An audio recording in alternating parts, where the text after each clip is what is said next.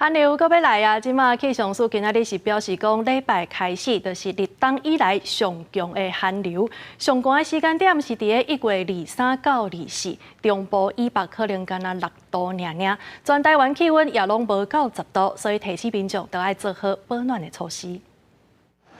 最近天气变化大，17早起天气回温。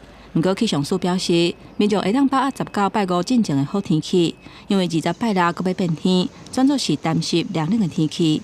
周五随着锋面的接近，在北部地区开始会慢慢的转变为有一些局部短暂雨的趋势。建议北台湾的朋友或是中部的朋友，如果到周五的晚上，甚至到周六的时候，可能外出要携带雨具备用。尤其是21礼拜，入冬上强的寒流会到位，气温会一路降低。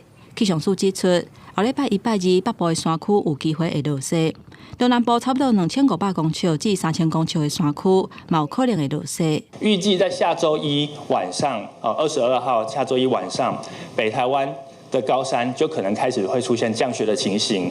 预计在下周2到下周3这段期间，降雪的范围是比较大的。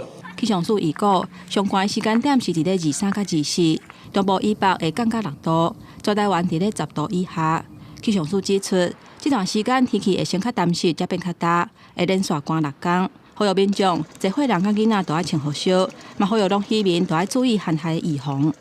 记者综合报道。